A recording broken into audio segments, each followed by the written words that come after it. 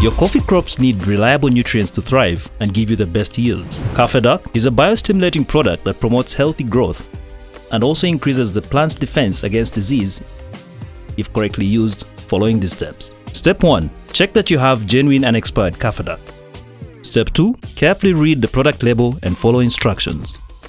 Step 3. Make sure you wear all necessary personal protective equipment before mixing and spraying the product to prevent accidental poisoning and contamination.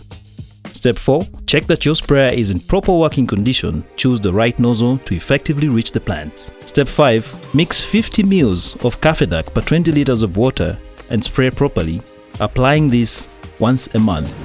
Correct use of Cafedak helps you raise healthier coffee plants for a bountiful harvest. For more information, call us toll-free or visit our website.